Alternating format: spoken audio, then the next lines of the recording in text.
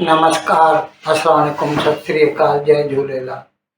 मैं हूं जी प्रेम मटलानी और आप देख रहे हैं हालात हाजरा का प्रोग्राम। हकीकत ये है, इब्तदा में आपसे दरख्वास्त है, चैनल जरूर सब्सक्राइब करें। दोस्तों, बांग्लादेश की बात कर रहे हैं। कुछ साल केबल तक तो उसे डेवलपिंग कंट्रीज़ में एक मिरेकल इकोनॉमी कहा जा रहा था, लेकिन कोरोना की वजह से उसकी भी हालत सकीम हो गई थी। कोरोना 20 में आई, 19 की कहते हैं, लेकिन 20 में अच्छी तरह दिखाई दी और बाद में बैलेंस ऑफ पेमेंट्स का उसको मसला हो गया। तो Bangladesh approached international monetary fund और उस वक्त उसे $4.5 बिलियन की कर्जे की मंजूरी मिल गई, जिसमें से उसे 3 किस्तें मिल चुकी हैं। मैं उनके बारे में थोड़ा बताता हूँ। पहले में फरवरी 23 में उसे मिली थी 476.2 मिलियन की किस्त मिली। दूसरी दिसंबर 23 में 681 मिलियन और तीसरी जनवरी 24 में $1.15 बिलियन। ये हिसाब से उसे 2.3 बिलियन मिल चुका है। अभी 2 बिलियन बाकी हैं, यानी 2 किस्तें अभी उसको मिलनी बाकी हैं। चौथी किस्त के लिए उसने अप्लाई किया था मार्च में। उसने अप्लाई किया था कि चौथी किस्त आनी चाहिए। तो जैसा कि इंटरनेशनल मॉनेटरी फंड का दस्तूर है, वो अपनी एक टीम भेजते हैं और जो उनके पैरामीटर्स हैं उन पर रेसिपिएंट कंट्री जो होता है उसको जज करते हैं और फिर फैसला करते हैं कि whether they should disperse this amount और नॉट। 15 दिन के लिए वो लोग ढाका में रहे और ढाका में जो उनका फाइनेंस मिनिस्टर, वैसे तो वो एडवाइज़र कहते हैं, सालिहुद्दीन था, उसके साथ मुज़ाकरात किए अफसरान के साथ। बांग्लादेश बैंक जो वहाँ का सेंट्रल बैंक है उनके साथ बातचीत की। 15 दिन के बाद जब वो वापस गए तो उन्होंने कहा कि हम चौथी किस्त रिलीज नहीं कर सकते, because you people have failed on many accounts and we should continue talking. अब उन्होंने कुछ टारगेट्स दी हैं उनको, बांग्लादेश को, और कहा है कि आप आइए मई या जून में वाशिंगटन में आइए, वहाँ पे बात करेंगे और फिर दे मे गेट 4th इंस्टॉलमेंट। अब उनको क्यों जो है ये चौथी किस्त नहीं मिल रही, उसकी जो वजूहात है मैं आपको बताता हूँ। सबसे बड़ी वजह तो ये है कि जब तक हसीना वाजिद की सरकार थी मुल्क में अमन अमान था, पॉलिटिकल स्टेबिलिटी थी और मुल्क तरक्की की राह पर गामजन था। जैसे ही ये इस्लामिस्ट लोग उभरने शुरू हुए, अब इसमें जमायत इस्लामी का रोल है, हिफाजत इस्लाम जो पार्टी है वहाँ की उसका रोल है, या कुछ कहते हैं पाकिस्तान की ISI का भी रोल है। खैर, उन लोगों ने मिलकर स्टूडेंट्स के नाम पर जो एजिटेशन किए, जिसकी वजह से पिछले साल 5 अगस्त को हसीना वाजिद को भागना पड़ा, ढाका छोड़कर वो भारत आ गई। वो दिन, आज का दिन, बांग्लादेश ने स्टेबिलिटी नहीं देखी। अब तक वहाँ पर अदम इस्तेहकाम है, अस्थिरता है, और बावजूद इसके कि सारे पैरामीटर्स जो हैं वो बांग्लादेश के अगेंस्ट में जा रहे हैं। मौजूदा सरकार जो है मोहम्मद यूनुस की, they are hell bent upon destroying Bangladesh, और all in the name of Islam. सब इस्लाम इस्लाम इस्लाम के नाम पे करते हैं।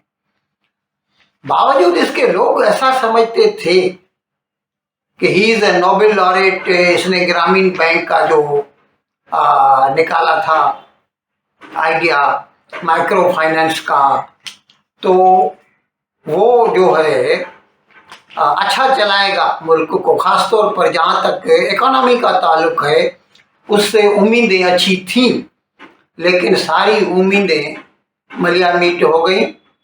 और आज ये हालत है कि जो पैरामीटर्स जिन पे जज करती है आईएमएफ, सब जो है नेगेटिव है। अब मैं एक एक करके सब आपको गिनाता हूँ।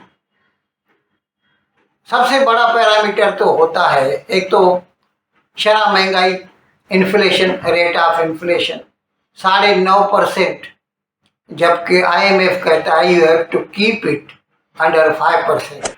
मैं आपको बता दूं हिंदुस्तान में 3% है, तो बांग्लादेश में 9.5% है। यहाँ पर फैल गए, महंगाई है, लोग चिल्ला रहे हैं।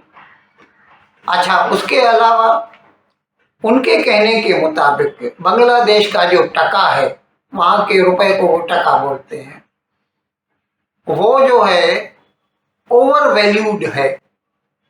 यानी 121 टका 40 पैसे का आज का उसका भाव है। आप सोचिए, जो भारत में समझो भारत का रुपया 85 रुपीज़ का $1 है। पाकिस्तान का तो खाना खराब है, वहाँ पर तो 280 रुपए का $1 है। और ये बांग्लादेशी भी उसी की राह पर चल निकले हैं, तो हो सकता है एक दिन वो भी वहाँ तक पहुँच जाए। लेकिन आज उनका जो टका है उसका भाव है 121 टका 40 पैसे। ये आईएमएफ का कहना है ओवर वैल्यूड है और आपको इसको डीवैल्यू करना पड़ेगा ऑटोमेटिक। आप इसको ज़्यादा होल्ड नहीं कर सकते। अगर आपको अपने एक्सपोर्ट्स बढ़ाने हैं तो आपको उसको जो उसका रियल एक्सचेंज रेट है वहाँ तक लाना पड़ेगा। अच्छा, अभी जो दूसरे भी हैं, अभी जैसे जीडीपी है, सबसे बड़ा जो क्राइटेरियन मयार होता है वो यही होता है। पिछले साल 24 का जो था 5.1% जीडीपी था, और उस वक़्त हसीना वाजिद की सरकार थी बांग्लादेश में। आज वो 3% तक पहुंच गया है, तकरीबन आधा हो गया है। आप इससे अंदाज़ा लगा सकते हैं कि ये जो सो कॉल्ड अपने आप को इकोनॉमिस्ट बोलता है, उसकी पॉलिसियों ने कितना खाना खराब कर दिया है बांग्लादेश का। अच्छा, और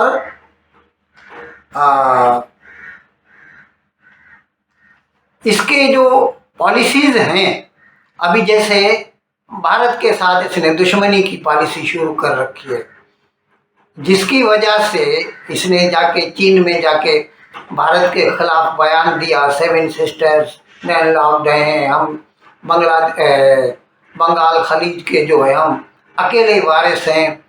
तो भारत ने ट्रांसशिपमेंट बंद कर दी। ये बता दूं, ये इसके एक्सपोर्ट पे बहुत जो है मुहल्लिक साबित होगा उसके लिए, और ये उसका हक नहीं था। मैंने प्रोग्राम किया था, आप देख सकते हैं उसको। उसके अलावा उसने फिर अपने पैर पर खुद ही कुल्हाड़ी मार दी। उसने भारत से यार्न लेना बंद कर दिया। अभी उसकी 84% एक्सपोर्ट जो है ना रेडीमेड है, और रेडीमेड कपड़े से बनता है, कपड़ा धागे से बनता है। धागा जो बांग्लादेश में बनता है वो बहुत महंगा है, ये सस्ता धागा मिलता था, उसको सब बंद कर दिया। लैंड रूट्स बंद कर दिए, समंदर के रास्ते आने चाहिए जो है माल जो भी आए, तो उसमें तो एक एक महीना लग जाएगा उसके क्लियरेंस में। तो ये सभी जो उसके एक्शंस हैं ये सेल्फ डिस्ट्रक्टिव है।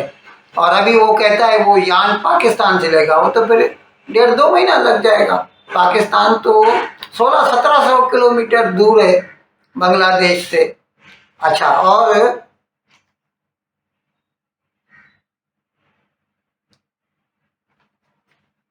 आईएमएफ ने कहा है कि आपकी रेवेन्यू ग्रोथ कम है, यानी आप जो टैक्सेस कलेक्ट करते हैं वो इतने नहीं हो रहे, या जिसको बोलते हैं टैक्स टू जीडीपी रेशो, यानी जितनी जीडीपी बढ़ती है उसमें टैक्स का कितना हिस्सा है और वो कम है।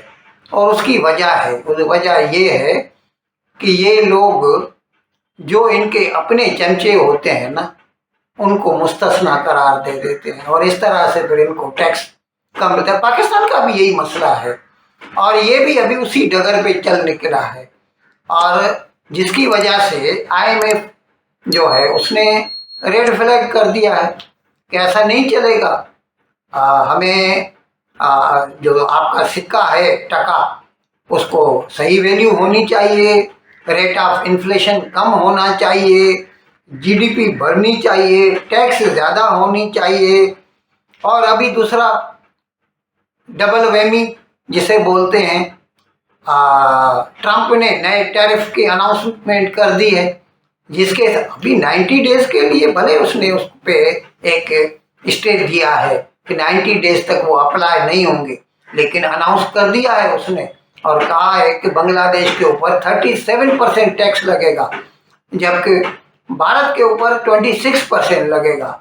और अगर भारत इसके बीच में 90 डेज के अंदर के बीच में कोई फेवरेबल बायलैटरल ट्रेड एग्रीमेंट कर लेता है अमेरिका से, तो पूरा बांग्लादेश का जो रेडीमेड का बिजनेस है ना वो भारत शिफ्ट हो जाएगा।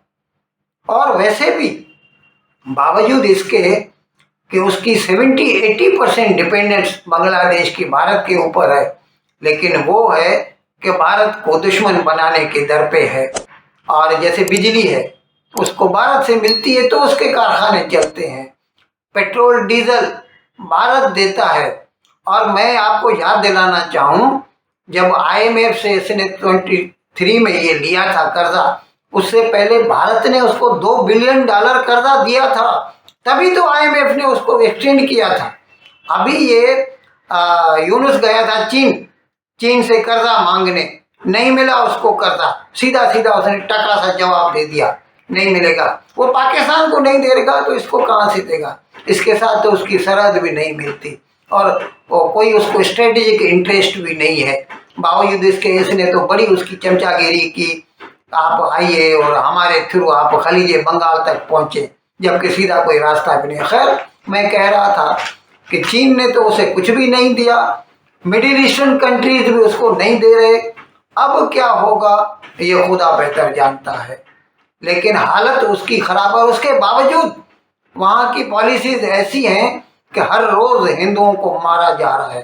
3 दिन केवल एक हिंदू था दिनाजपुर का, भावेश राव, कुछ नाम ऐसा मैंने पढ़ा, हाँ भावेश चंद्र राव जो है राय, उसको 4 लोगों ने अगवा कर लिया और उसके बाद उसकी कुचली हुई लाश मिली।